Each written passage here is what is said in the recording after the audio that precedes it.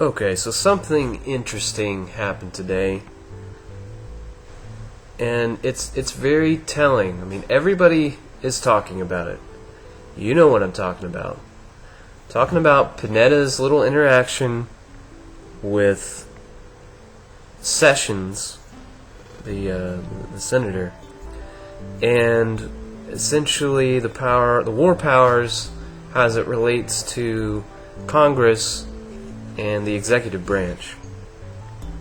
Now, here's the observation that I want to make. If you go to mainstream media sources right now, if you go to, let's use the Drudge Report. I use the Drudge Report because that is, from what I understand, one of the most popular news sources in the world, based on the information that I've read. You can't even find this story on Drudge Report right now.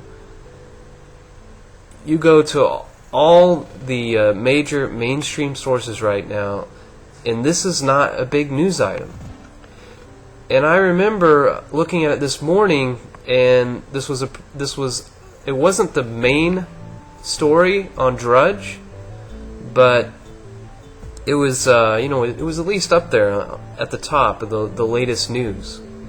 And I just assumed that I would come home and look at the latest and greatest news, and that there's be more developing about it. I figured there'd be details about this impeachment possibility. I believe it's from Jones. And I get home and it's not there. It's like this never happened.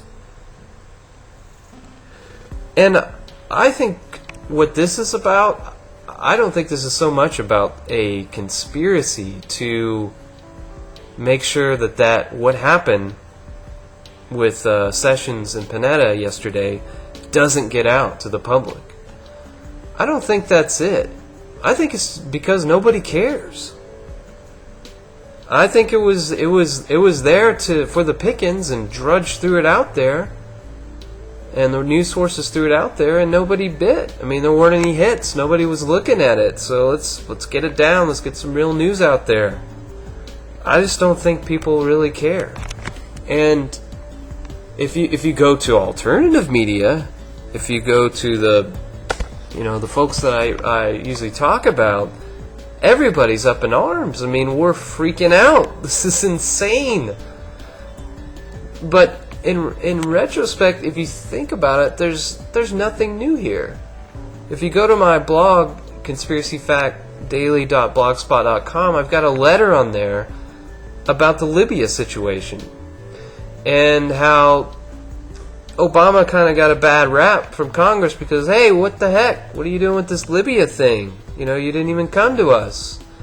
And he writes the chair, whatever he's called, Boner, and he sends him a letter. I was like, hey man, this is cool. I got the authorization from the United Nations to do this.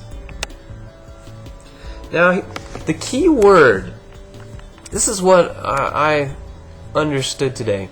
If you show this video to somebody who's not paying attention, they're going to watch that video and it's going to infuriate you, because they're going to watch that video and they'll be like, I don't get it. What's the big deal?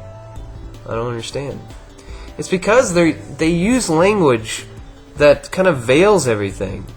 The language they use is international coalition. As long as there's an international coalition, this isn't a war situation. This isn't a situation where necessarily the United States is in danger. We're not trying to defend ourselves, so there's no reason to declare war.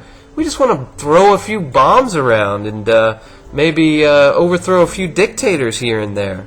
But as long as we have an international coalition, hey, everything's cool.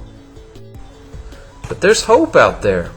There are soldiers, younger people, older people, but a lot of young people that understand what this means. They understand what the Libya situation meant, and in Obama's letter to Congress. They understand what happened today between Panetta and Sessions. They get it. And the Ron Paul supporters, they're mostly all young people. And the cool thing about it is they are not getting this from the education system. They're not getting this from where they went to high school or the classes they took in college. You're not getting this information. They're independently understanding our government, and they're understanding our Constitution, and totally shucking off the complete brainwash they got in the educational system. And this is not over.